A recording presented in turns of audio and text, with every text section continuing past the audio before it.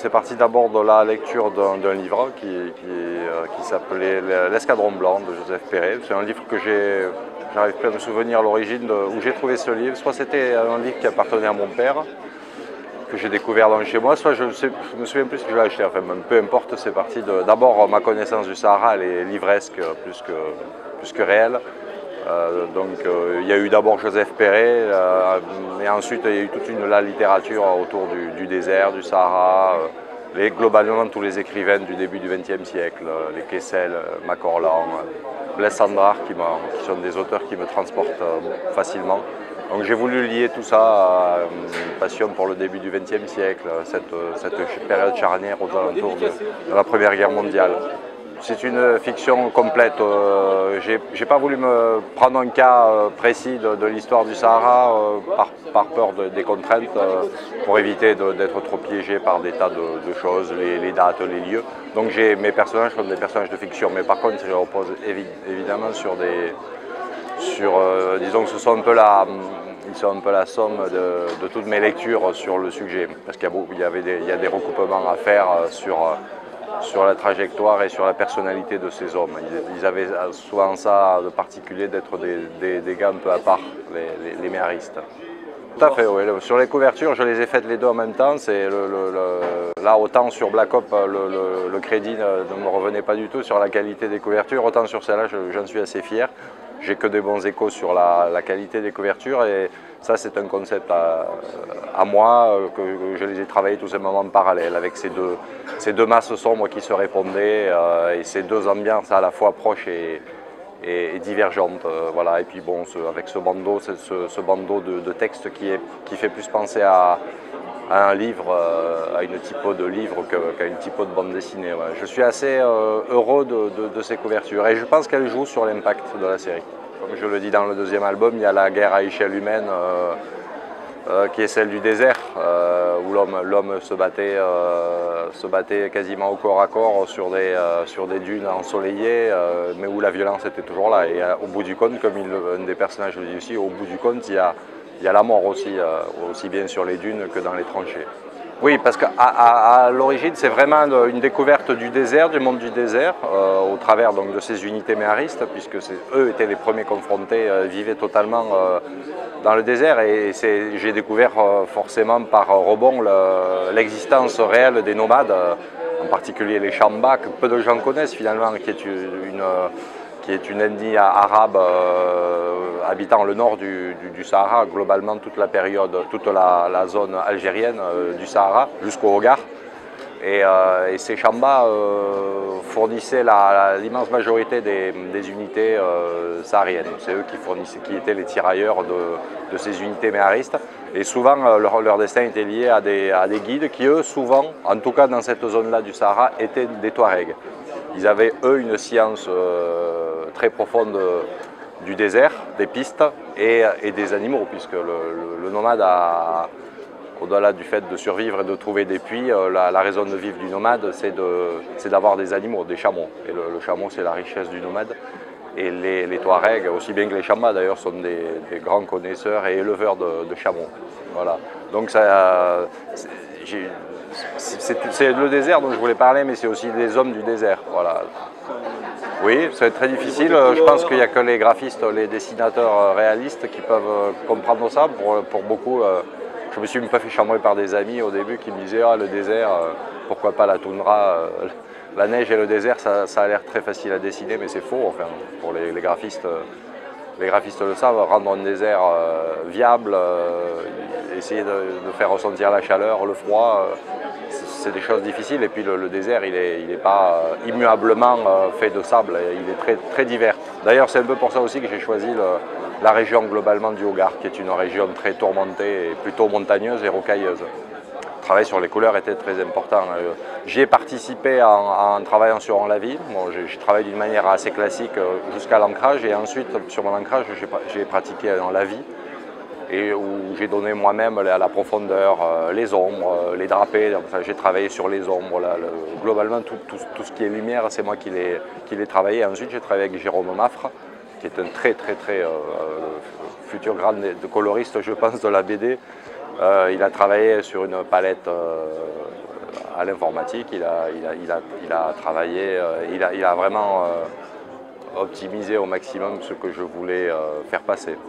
Bien sûr, évidemment, j'ai été bercé, j'ai vu plusieurs fois ce film, ça en fait donc des heures de Laurence d'Arabie. Bien sûr, ça n'a pas été la référence première, on y fait souvent référence, mais oui, bien sûr, il suffit de voir les drapés, les dunes, tout cet imaginaire. Et globalement, oui, c'est vrai que Laurence d'Arabie est au sommet de cette représentation du désert. Mais il y a d'autres choses, il y a d'autres films. Un film qui a été oublié, que j'ai revu au moment de me mettre sur le travail, c'est Force Sagan. Je pense qu'on a oublié pas mal de films qui a été fait dans les années 80 avec Depardieu. Et c'est un très bon film, à vrai dire, et dont d'ailleurs l'histoire est tirée d'un livre d'un homme qui s'appelle Louis Gardel, dont le grand-père était un de ses héros mythiques. Donc c'est assez marrant. Et globalement, Louis Gardel, dans Force Sagan, raconte la vie légèrement romancée de son grand-père, qui a été un des héros d'un combat mythique dans le désert et qui est mort, si mes souvenirs sont bons, qui est mort à Verdun. Non, honnêtement, ni Force Sagan ni Laurence d'Arabie n'ont été ils ont nourri, ils étaient là dans mon esprit, mais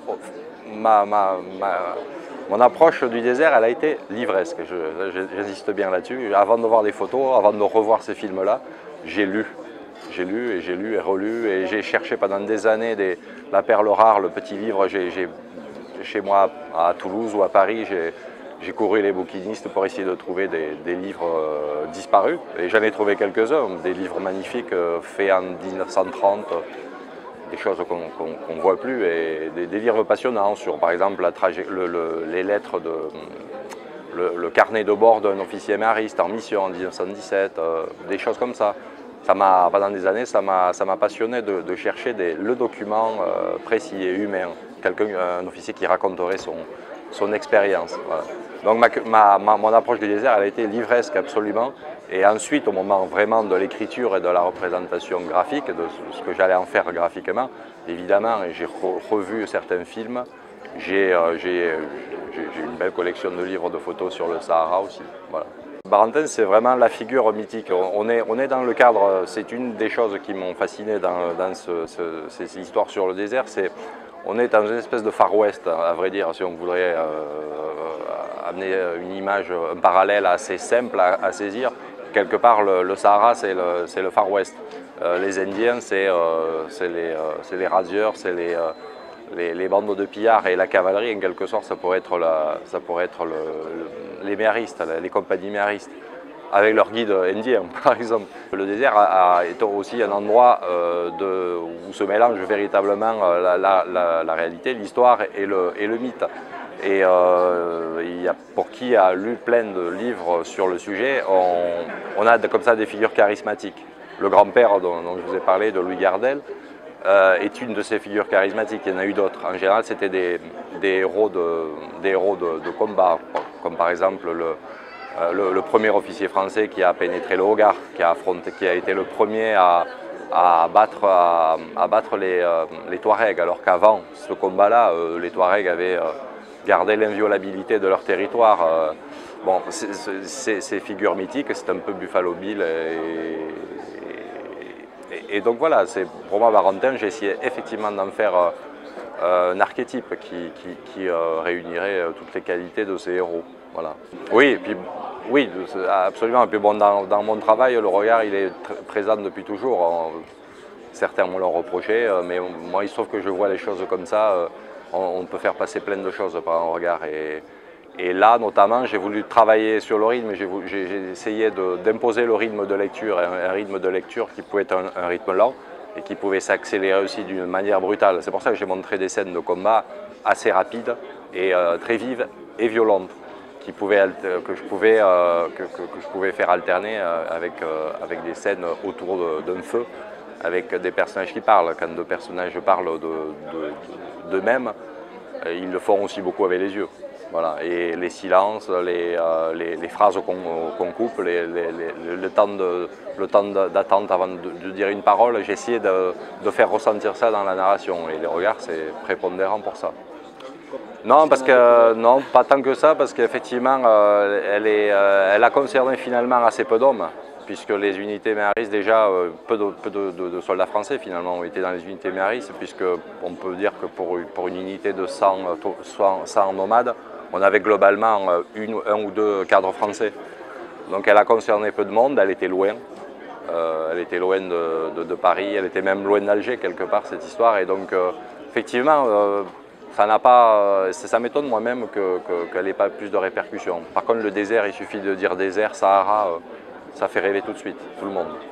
Les unités méharistes en tant que telles n'ont pas été sur le front de France. Ça a été une des choses je me suis vraiment renseigné là-dessus parce que ça pouvait avoir une implication dans mon scénario. Effectivement ça en a eu, dès que j'ai su qu'aucun nomade ne pouvait avoir combattu en France, j'ai pris donc une autre direction. Globalement, les Touaregs et Chamba restaient dans les unités méharistes. Seuls les officiers et sous-officiers français pouvaient, dans la mesure où il fallait quand même garder des cadres dans le Sahara, seuls les officiers et sous-officiers devaient se porter volontaires. D'où la discussion à la fin du premier album, où c'était vraiment un acte volontaire. Et d'ailleurs, ça a été Joseph Perret dans un autre de ses livres, La Croix du Sud en parle, c'était un déchirement souvent pour les officiers méharistes, qui étaient des hommes du désert et qui étaient véritablement partagés entre leurs devoirs de soldats, parce qu'ils étaient aussi des soldats avant tout, français, et leur âme de sahariens. Certains ont choisi de ne pas venir sur le front, la majorité a fait, comme on disait à l'époque, a fait son devoir. Ça, on peut discuter, mais la majorité des officiers et sous-officiers se sont portés volontaires. Et la plupart des officiers et sous-officiers, dont la plupart des héros mythiques dont je parlais, sont morts sur le front. Donc, dans mon histoire, comme il était vraiment vital qu'Afelan, qui est quand même un personnage pivot, demeure auprès de mon capitaine, du Barentin et du jeune lieutenant Dupuis, il fallait que lui, c'est dit dans le second, il s'engage comme tirailleur. Alors que Afelan, en tant que Touareg, était un goumier, c'est-à-dire uniquement un auxiliaire. Dans les unités méharistes, il y avait les tirailleurs qui étaient des soldats sous contrat, et il y avait les goumiers, qu'on appelait goumiers, qui étaient des auxiliaires, payés pour une durée déterminée, qui étaient souvent des guides. Voilà. Donc Afelan vient en France après s'être porté volontaire et avoir signé un contrat de tirailleur. Et donc, comme mes officiers français, là aussi, le colonel m'a informé que les officiers français étaient donc reversés dans d'autres unités. Ils pouvaient même être reversés dans n'importe quelle unité métropolitaine. J'ai choisi, pour rester dans mon propos, de les faire reverser dans un régiment de tirailleurs algériens. Donc tous les hommes qu'on voit dans le second album sont globalement des Algériens, souvent des Kabyles ou des Arabes du nord de l'Algérie. Voilà. Il m'a apporté énormément. Déjà à l'heure actuelle, bon, d'abord c'était une épreuve personnelle, pas une épreuve, un besoin absolu de le faire. Stéphane Desberg l'a bien compris et à aucun moment ne m'a dit on a essayé de m'arrêter dans ma démarche, personne n'aurait pu m'arrêter de toute manière. Donc c'était une vraie démarche. J'ai eu peur, hein, c'est très difficile d'écrire, on se met vraiment à nu, parce que dans mon histoire il y a beaucoup de moi, évidemment. Je n'ai pas voulu faire une histoire premier degré, une histoire d'aventure, j'ai voulu vraiment essayer de mettre beaucoup de moi, parce qu'il y a vraiment de moi dans chacun des personnages. Et donc, pour être honnête, il faut se mettre à nu, et se mettre à nu, c'est pas simple, mais c'était vital. Et après coup, maintenant, je suis vraiment heureux de l'avoir fait. Je le referai, puisque écrire, c'est devenu vraiment un besoin. Et ça m'a amené beaucoup de confiance en moi, même dans ma vie, parce que j'ai vu l'accueil, j'ai vu ce que je pouvais faire. Et au risque de paraître prétentieux, je suis assez fier de ce que j'ai fait. Ça ne se dit pas trop forcément aujourd'hui, mais je suis fier que ça ressemble à ce que je voulais. Voilà. On pouvait peut-être faire mieux, on pouvait faire pire aussi, mais cet album, je le revendique à 140%. Voilà. Et je recommencerai, puisque c'est devenu vraiment une passion, l'écriture.